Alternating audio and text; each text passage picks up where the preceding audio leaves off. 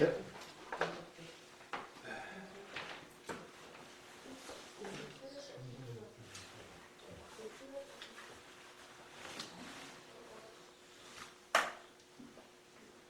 자, 우리가 저번 시간에 이 레인과 도피성에 관해서 여러분과 수강 도중에 마지막 시간에 시간이 끝남으로 인하여 하는 과정에서 우리가 수업을 준비했었어요. 아마 받아들이는 역할까지 했었던 것 같아요. 아무튼 뭐 복습하는 과정에서 다시 한번 간단하게 더듬어 보면서 한번 시작해 보겠습니다. 제17장 레인과 도피성에서는 레인은 이스라엘 전역에 흩어져 살았다라는 말씀을 여러분께 드렸었습니다. 레인이 이스라엘 전역에 흩어져 살게 된 이유는 물론 그 아버지로부터 그 아들에게 그 축복하는 기도에서 축복 아닌 어떤 저주야 하는 어떤 예언을 했었던 그 내용이 이때 와서 이루어졌다라고 우리가 해석을 했었었죠. 두 번째는 도피성 레인이 있는 곳으로 오면 살 수가 있었다라고 하는 부분도 있었습니다. 그래서 도피성은 그 와중에 보호하는 역할을 한다라고 했죠. 그리고 도피성은 받아들이는 역할을 한다까지 여러분과 함께 했었던 것 같아요. 자, 그래서 세 번째, 도피성은 살아갈 수 있는 장소를 주는 역할을 한다라는 부분을 한번 여러분과 함께 다루면서 진행해 보도록 하겠습니다. 자, 도피성은 살아갈 수 있는 장소를 주는 역할을 한다. 살아갈 수 있다고 했습니다. 살아가는 장소 역할.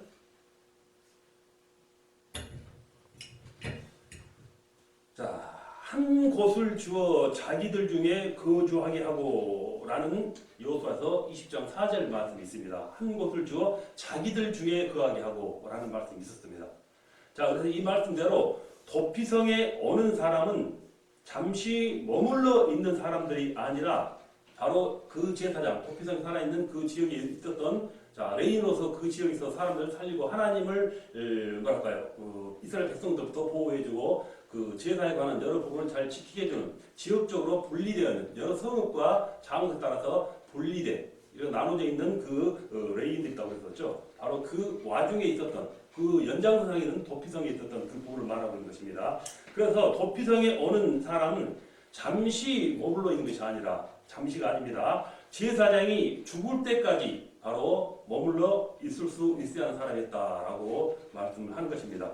그래서 자연스럽게 그렇게 제사장이 죽을 때까지 살아야 함으로써 그들이 자연스럽게 살아갈 수 있는 땅과 집을 주우면서 거주할 수 있도록 만들어 주었다는 것입니다. 그래서 도피성은 이렇게 이 성에 도피온 사람들, 피신온 사람들에 대해서는 이렇게 거주할 수 있는 제사장이 죽을 때까지 거주할 수 있는 장소, 즉 일과 땅, 집을 주어 살아갈 수 있다라고 한다는 것입니다. 자, 세 번째 도피성은 살아갈 수 있는 장소를 역할한다. 주는 역할을 한다. 장소를. 자, 네 번째는 도피성은 보호하는 자로, 보복입니다. 보호합니다. 보복하는 자로부터 보호하는 역할을 한다라고 이렇게 말씀을 드립니다. 자, 우리가 사람을 죽이는 데 있어서 물론 고의적으로 죽일 수 있겠지만은 잘못해서 실수로 혹은 잘못으로 인한 상태에서 사람을 죽여서 어쩔 수 없이 그 보복이 들어서 도피성으로 피난해서 들어온 사람이라도 도피성 밖에 있다면은 그 사람들도 번은 아니게 잘못해서 죽였지만은 그나마 보복을 당할 수가 있다라는 것입니다. 그래서 그들이 바로 이 도피성에 머물러 와서 바로 그 보복은 그 위협으로부터 피신하기 위해서 도피성에 들어와서 사람이 죽지 않도록 안전하게 살 수 있도록 보호하는 역할을 한다라고 말씀을 한 것입니다. 그래서 민수기 35장 15절, 25절 보면은 이 6성읍은 이스라엘 자손과 타국인과 이스라엘 중에 거류하는 자의 도피성이 되리니 부지 중에 살인한 모든 자가 그리로 도피할 수 있으리라. 부지 중에 도피한 자라고 했습니다. 그리고 피를 보복하는 자의 손에서 살인자를 건져내어 그가 피하였던 도피성으로 돌려보낼 것이요. 그는 거룩한 기름 부음을 받은 대제사장이 죽기까지 거기 거주할 수 있도록 할 것이라. 이렇게 성경 말씀에 증거하고 있는 것입니다. 자, 그래서 이 도피성은 어떻게 보면은 하나님의 사랑과 보호하심과 공의를 볼 수 있는 것이 바로 이 도피성의 제도라는 것입니다. 자, 율법에는 분명히 살인자는 죽여야 한다라고 말씀을 합니다. 죽여야 한다는 공의가 실행되어야 하지만은 실수와 부주로 이렇게 살인한 자에게는 한 번의 기회를 줄 수 있는 바로 그런 도피성은 바로 하나님의 사랑과 은혜가 분명히 드러나 있는 바로 그런 장소라 이렇게 우리가 말할 수 있는 것입니다. 자, 그래서 특별히 도피성을 한 곳에 둔 것이 아니라 말씀드린 대로 저번에 말씀드렸죠. 6곳, 48성읍 이렇게 전 곳에 6곳에 허락한 것은 가까운 곳을 어디 주위에 있는 곳을 찾아서 쉽게 갈 수 있도록 하기 위함이었다라고 보는 거죠. 만약에 한 군데만 지정해서 놨다면 혹시 위험에 처한 사람이 그 먼 거리를 돌아오는 동안 혹시 보복을 당하거나 피해를 입을 수 있기 때문에 이렇게 6곳 이스라엘 전역 6곳을 이렇게 마련해서 도피성 제도를 운영해서 하나님의 사랑과 은혜를 바라볼 수 있도록 했다라는 것입니다. 자, 제사장 되시는 예수 그리스도의 복음은 모든 사람에게 열려 있습니다. 그래서 누구든지 죄에서 구원을 그리고 마귀에게서 자유를 얻기 원한다면 바로 도피성 되시는 예수님께서 찾아오면은 누구나 살아갈 수가 있다는 것입니다. 자, 구원의 은혜를 하나님은 모든 사람에게 선물로 주셨다는 것입니다. 지정된 사람, 특정한 사람이 준 것이 아니라 모든 사람에게 사랑과 은혜를 주시는 하나님이라 이것입니다.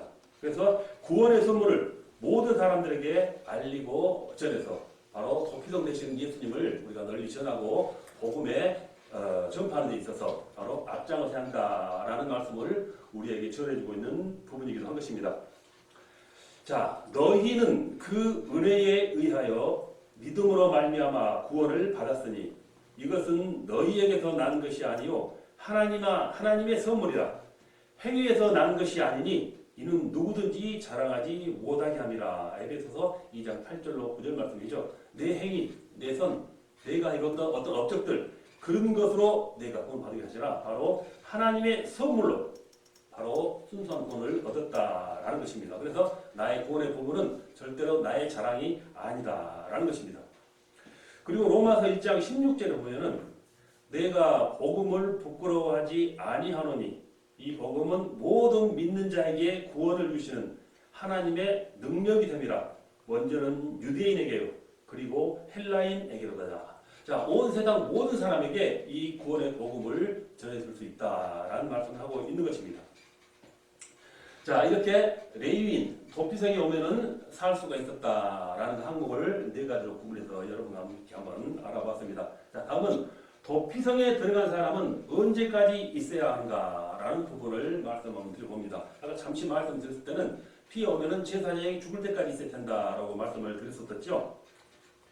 자, 그래서 성경 말씀 민수기 35장 25절 보면은 피를 보복하는 자의 손에서 살인자를 건져내어 그가 피하였던 도피성으로 돌려보낼 것이요 그는 거룩한 기름 부음을 받은 대제사장이 죽기까지 거기 거주할 것이니라. 이렇게 말씀을 하고 있습니다. 자, 도피성에는 제사장이 있습니다. 자, 많은 제사장이 있지만 모든 제사장을 대표하여 하나님께 속죄 제사를 드리는 제사장은 한 명이죠. 자, 모든 제사장을 대표하는 한 명의 제사장을 우리는 대제사장이라고 합니다. 자, 그래서 대제사장이 죽으면은 도피성에 있는 모든 죄인들은 다 자유를 얻고 해방이 된다는 것입니다. 어디든지 이제 자유롭게 다닐 수 있는 것이 바로 도피성의 하나의 제도였다라는 것입니다. 자, 여기에는 우리가 중요한 영적 원리가 있다는 것을 알아볼 수가 있습니다. 자, 대제사장은 백성의 죄를 용서해 주는 제사를 드리는 그런 신분이죠. 자, 그래서 살인자가 죄를 용서받으려면 누군가 죽어야 한다는 것입니다. 자, 죄의 싹은 사망이기 때문이다라고 역시 또한 성경에 말씀하고 있습니다.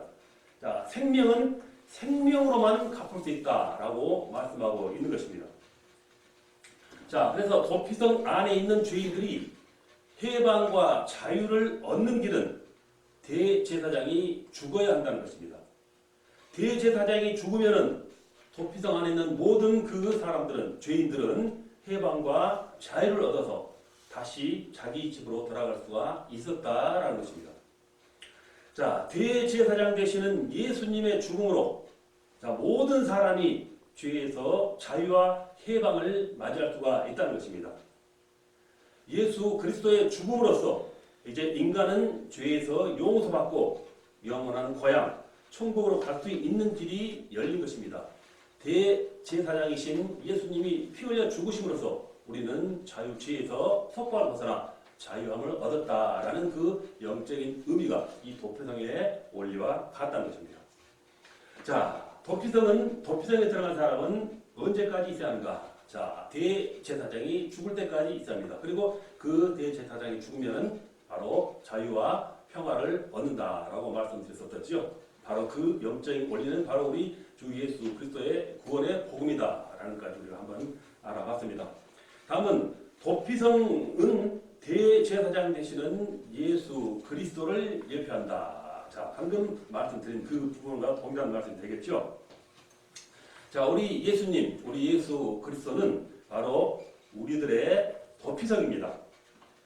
구약의 도피성은 이스라엘 백성들이 언제라도 들어갈 수 있는 가까운 곳에 있었다라고 말씀을 드렸습니다. 자, 우리도 여러분 살아가면서 예수 그리스도를 만날 수 있는 길은 너무나도 가깝습니다. 자, 에베소서 2장 12절 13절 보면은 그때 너희는 그리스도 밖에 있었고 이스라엘 나라 밖의 사람이라 약속의 언약들에 대하여는 외인이요 세상에서 소망이 없고 하나님도 없는 자이더니 이제는 전에 멀리 있던 너희가 그리스도 예수 안에서 그리스도의 피로 가까워졌느니라 이렇게 말씀을 하고 있는 것입니다. 자, 복음을 알지 못한 유대인들에게 이제 예수 그리스도의 복음을 전하면서 바로 에베소서에서 이렇게 말씀을 했다는 것입니다. 자, 도피성에 들어가면은 즉 도피성에 들어가기만 하면은 모든 죄가 용서되듯이 예수님께 나오면은 누구든지 무슨 죄를 지든지 우리가 사함을 받을 수 있다라고 말씀을 한 것입니다. 자, 그래서 우리는 바로 이 그리스도 안에서 그의 은혜의 풍성함을 따라서 그의 피로 말미암아 속량 곧 죄 사함을 받았느니라라는 말씀을 우리가 증거 삼고 있는 것입니다. 자, 그리고 도피성에 들어가면은 죽을 인생이 생명을 구하듯이, 즉 죽을 인생이 도피성에 들어가면은 생명을 보호받았다라는 것입니다. 이렇듯이 우리가 예수님께 나오면은 죽음에서 벗어나 영생을 얻을 수 있다라는 말씀과 동일한 의미인 것입니다. 그래서 예수님을 믿는 자에게 더 이상 죽음은 사라지고 이제 영생만 있을 뿐이다 라는 그 복음의 진리가 이 말의 뜻과 함께 한다는 것입니다. 자, 그리고 도피성에 들어가면 모든 문제가 해결이 된다라는 말씀입니다. 역시 예수님께 나오면 이 세상 살아가면서 모든 문제가 해결된다라는 말씀과 동일한 의미인 것이죠. 그래서 도피성으로 오는 것, 도피성으로 가는 것을 미루면 절대로 안 되듯이 그리고 이 세상 사람들이 살아가면서 우리 예수님께로 오는 것을 절대로 미뤄서는 안 된다라는 말씀의 의미와 마찬가지입니다.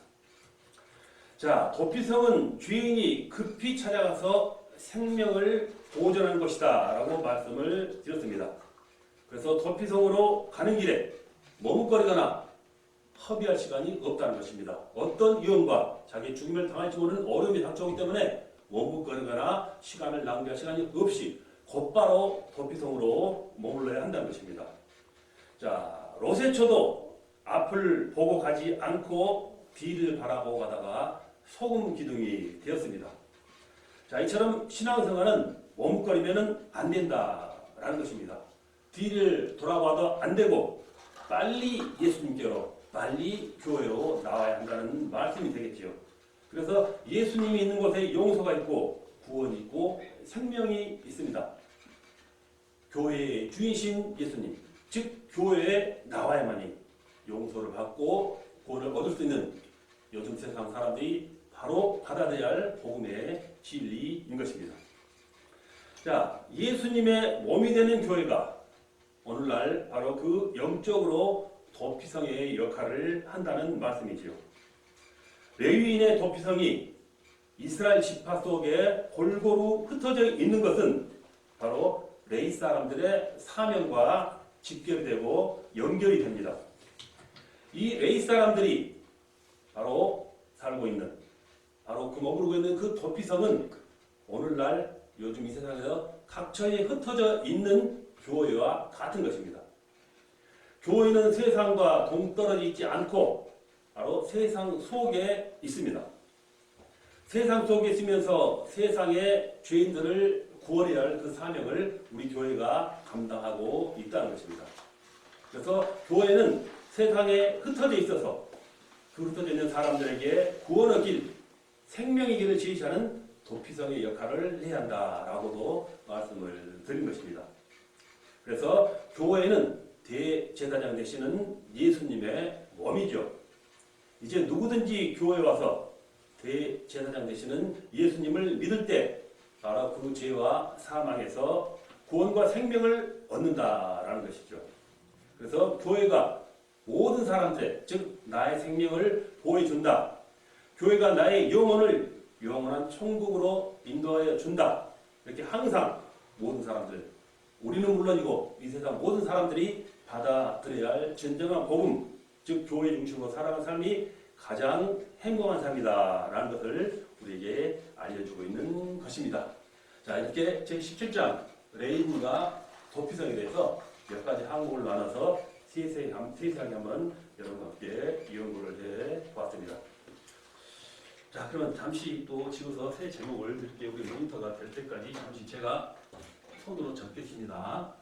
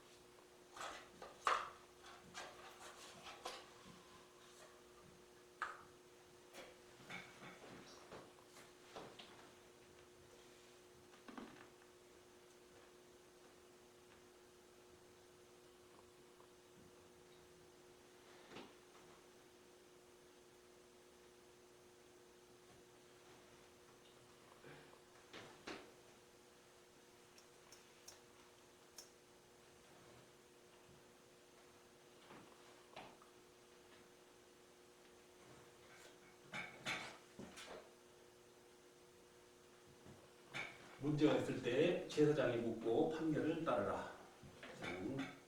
이스라엘 왕이 되는 다른 구절을 찾아라.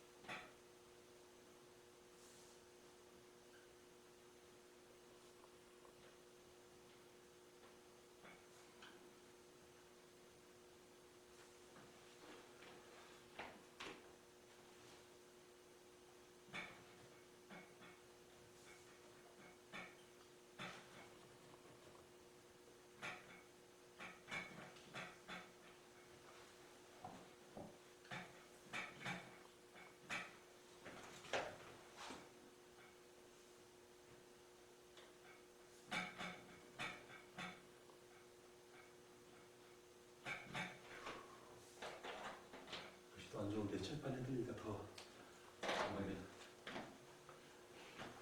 자, 글씨가 그런데 한번 적어봤습니다. 자, 제18장은 제사장의 판결입니다. 자, 신명기 17장 8절로 13절을 우리 한번 본다면은 내 성 중에 서로 피를 흘렸거나 다투었거나 구타하였거나 서로 간에 고소하여 내가 판결하기 어려운 일이 생기거든 너는 일어나 네 하나님 여호와께 택하실 곳으로 올라가서 레위 사람 제사장과 당시 재판장에게 나아가서 물으라.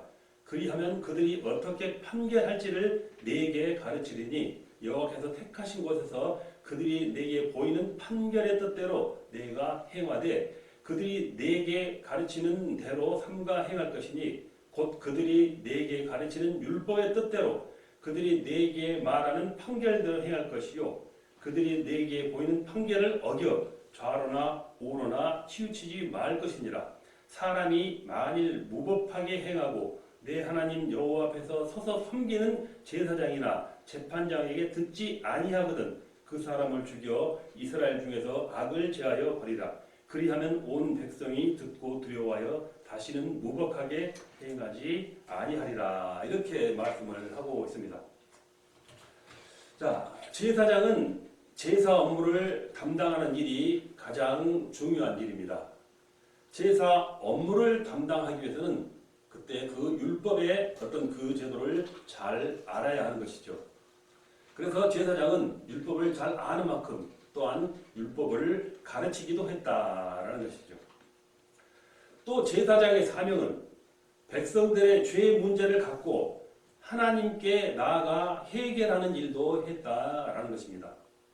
그뿐만 아니라 백성들 사이에서 일어나는 크고 작은 문제도 이렇게 해결해 주는 일도 했다라고 방금 우리 성경을 통해서 한번 읽어봤습니다. 이스라엘 나라를 선택하고 또 그 나라에게 그들에게 보호하고 그들을 보호해주고 복을 주시는 분은 바로 하나님이셨습니다. 하나님은 이스라엘을 바로 제사장 나라로 삼아 주셨다는 것입니다. 하나님께서 절대적 주권을 바로 감당하는 그런 사람이 제사장이죠. 제사장이 영적 직분을 잘 감당해야 이스라엘 민족이 서고 강한 민족이 될 수 있었다는 것을 우리는 너무나 성경을 통해서 잘 알고 있습니다. 이스라엘은 제사장 나라이기 때문에 철저히 하나님 중심으로 살아가야 한다는 것을 우리는 익히 알고 있어야 합니다. 자, 문제가 있을 때 제사장에 묻고 판결을 따르라 라는 항목입니다. 자, 방금 읽은 말과 중복되는 부분이 있는데요. 내 성 중에 서로 피를 흘렸거나 다투었거나 구타했거나 서로 간에 고소하여 내가 판결하기 어려운 일이 생기거든 넌 일어나 네 하나님 여호와께 택하실 곳으로 올라가서 레위 사람과 제사장과 당시 재판장에 나가서 물으라. 그리하면 그들이 어떻게 판결할지를 내게 가르치리니 방금 본문 말씀과 중복된 말씀이죠. 이스라엘 백성들이 광야 생활을 할 때 최고의 결정권자는 바로 모세였습니다. 모세의 지시와 판결에 따라 움직였다는 것이죠.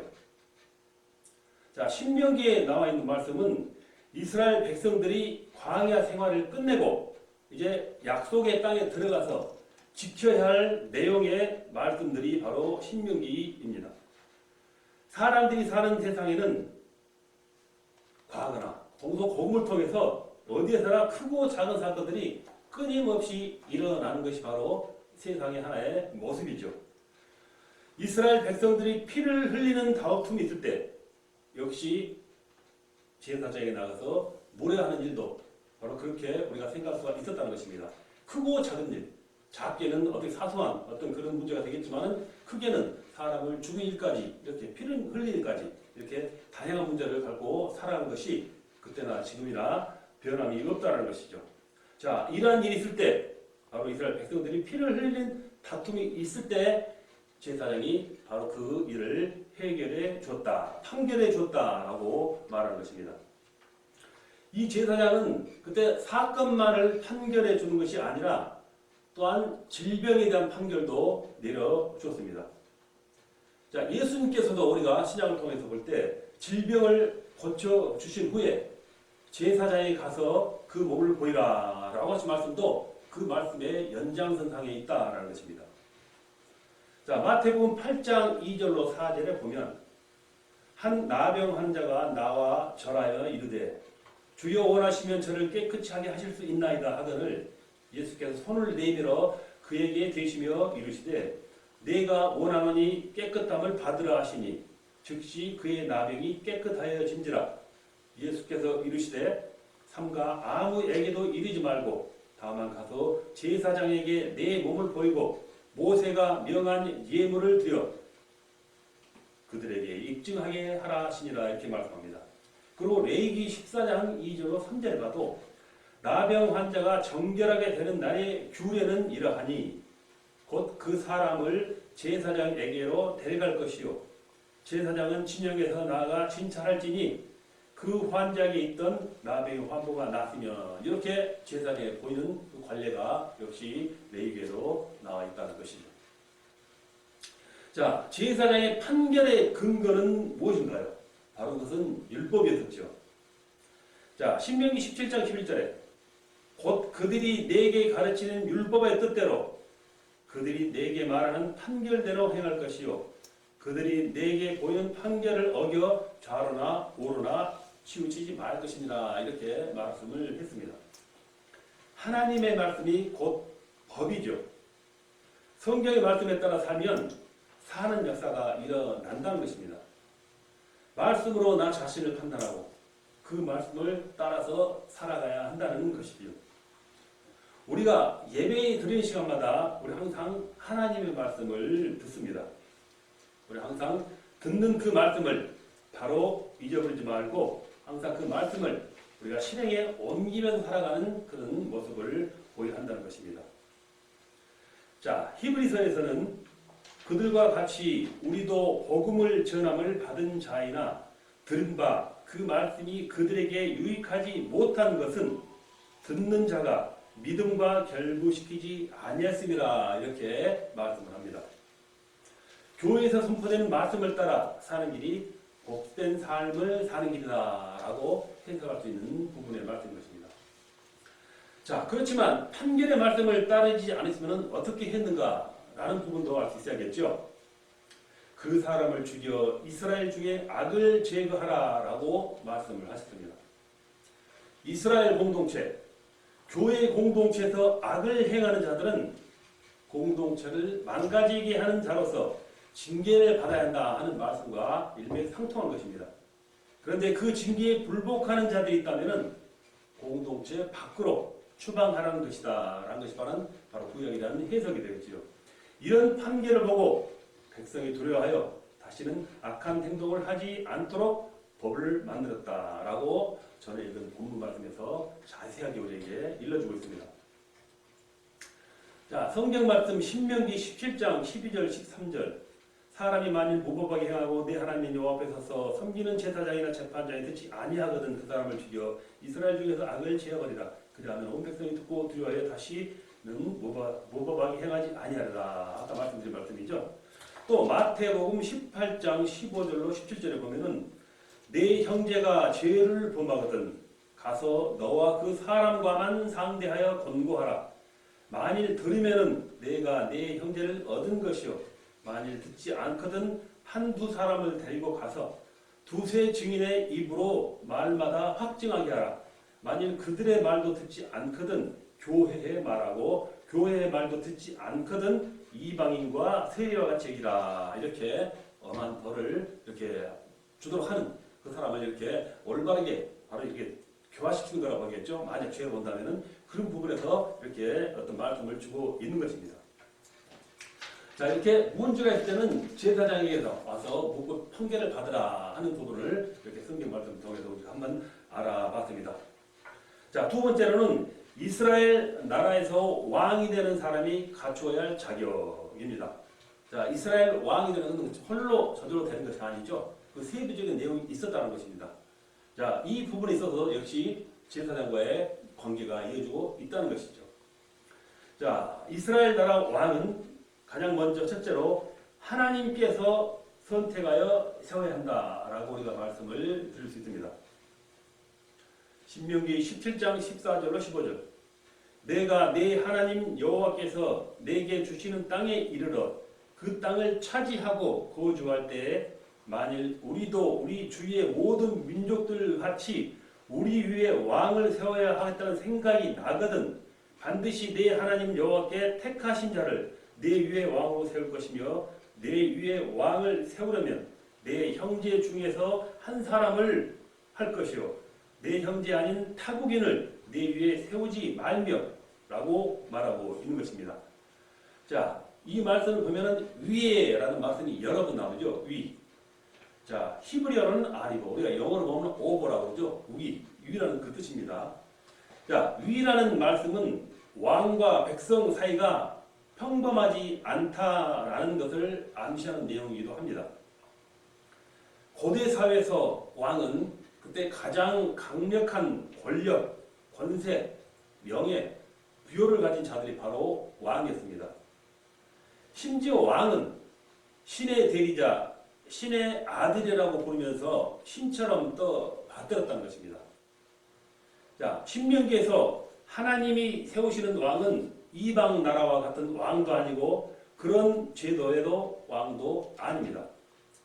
그런데 사무엘 시대에 와가지고 백성들이 사무엘에게 모든 이방 나라들처럼 우리에게 왕을 세워주셔서 왕이 우리를 다스리게 하여 주십시오라고 요청을 한 부분을 우리가 성경을 통해서 찾아볼 수가 있습니다.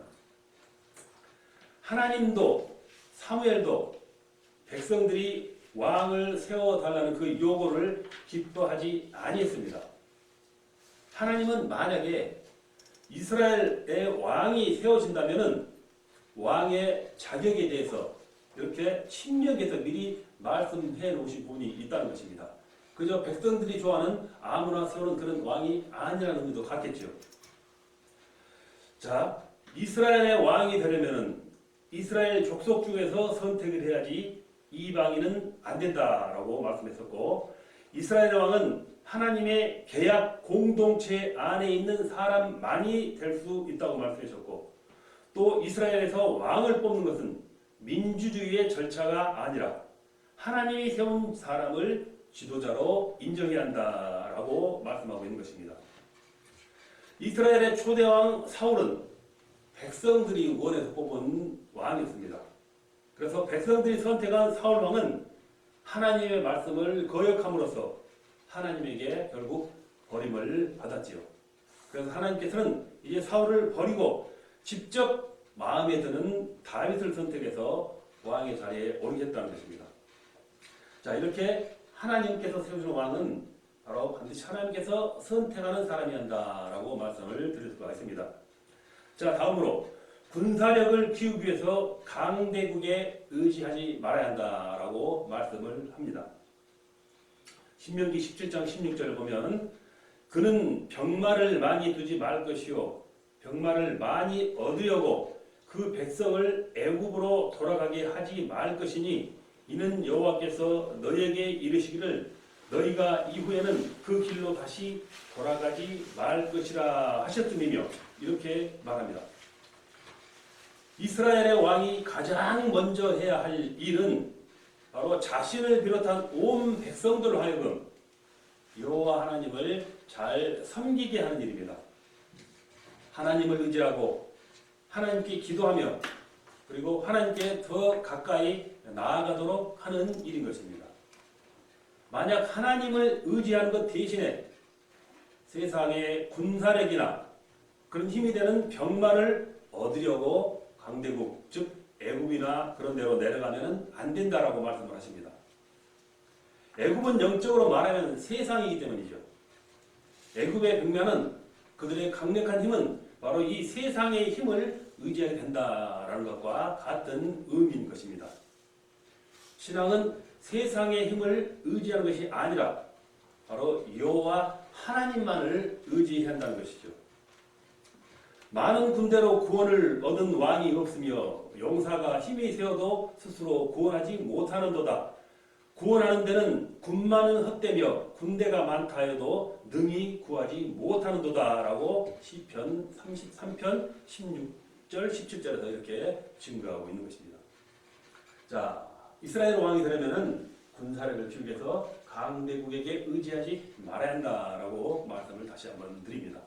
자, 셋째로 아내를 많이 두지 말아야 한다라고 말씀을 합니다.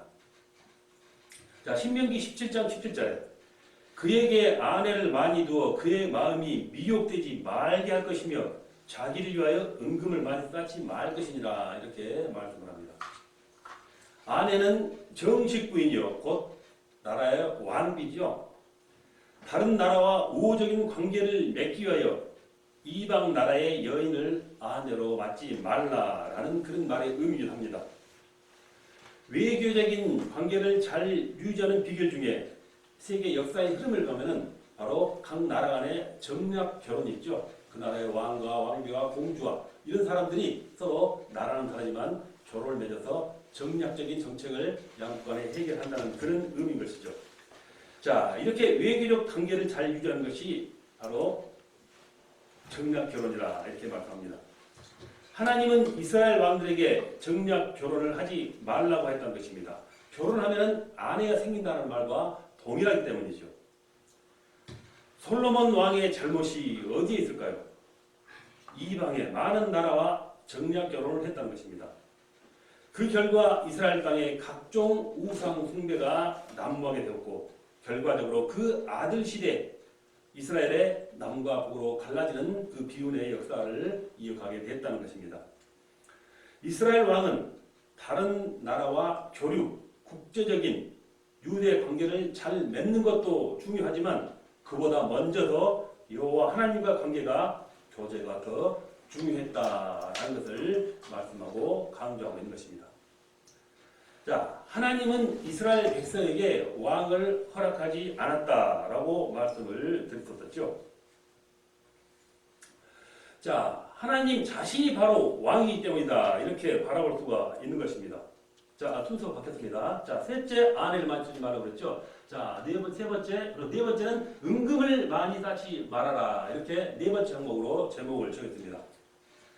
자, 하나님이 정하는 왕의 기준은 보통 나라들이 세우는 기준과는 다릅니다. 자, 그렇다면 왜 은금을 많이 쌓아두지 말아야 하는가라는 것이죠.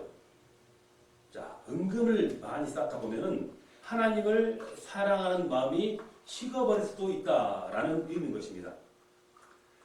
자, 사도 바울은 돈을 사랑함이 일만하게 뿌리가 되나니 이것을 탐내는 자들은 미혹을 받아 믿음에서 떠나 많은 근심으로써 자기를 찔러도다라고 디모데 전서 6장 10절에 이렇게 그 부분에 대해서 증거하고 있습니다. 왕은 돈이 되는 은금을 사랑하는 것이 아니라 돈을 조관하고 돈을 주시는 바로 그 위에 계신 하나님을 더욱 사랑해야 한다라는 것이 전제해야 한다는 것이죠. 자, 우리가 일반적으로 아는 상식은 왕이나 대통령이 해야 할 가장 기본적인 바로 그런 부분은 군사력과 외교력을 강화하고 경제력이 풍부하도록 하는 것이 바로 그들의 가장 큰 임무 중에 하나이기도 합니다. 그러나 하나님은 이것을 하지 말라고 하셨다는 것입니다. 이런 것이 필요가 없어서가 아니라 이것보다 더 우선해야 할 일이 있다라고 말씀을 하시죠. 이스라엘은 제사장의 나라이기 때문에 제사장이 갖고 있는 율법의 말씀을 자기 옆에 두고 율법의 말씀을 가지고 나라를 먼저 통치하라라는 것이죠.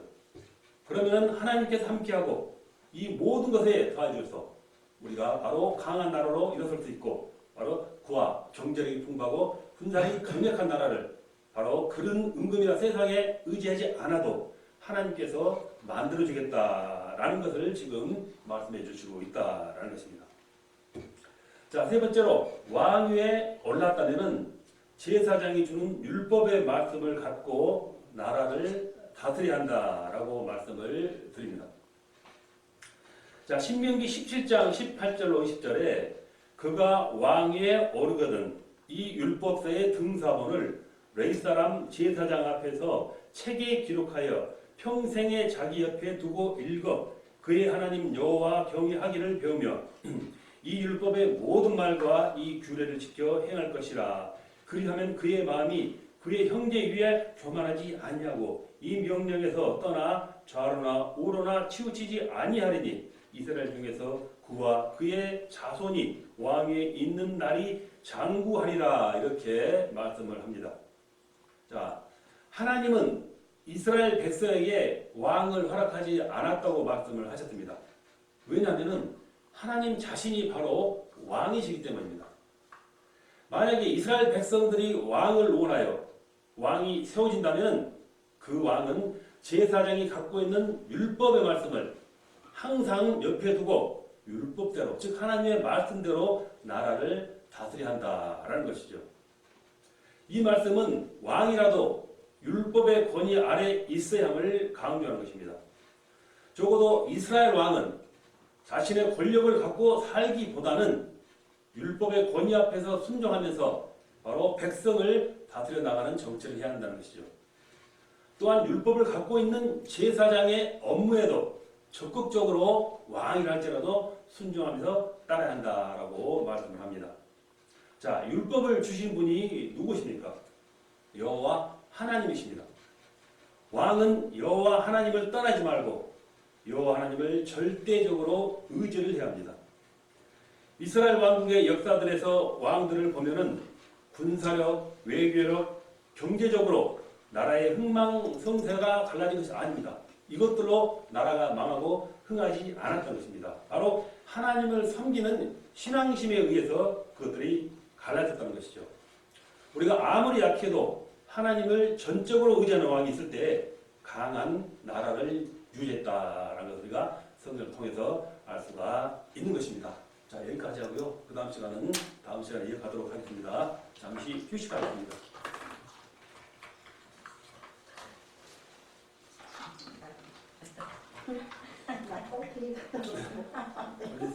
졸려요?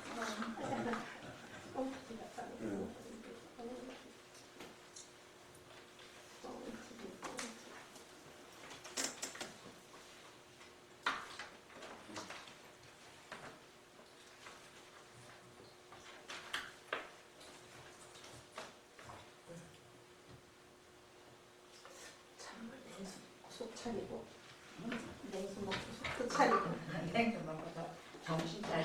속 차리고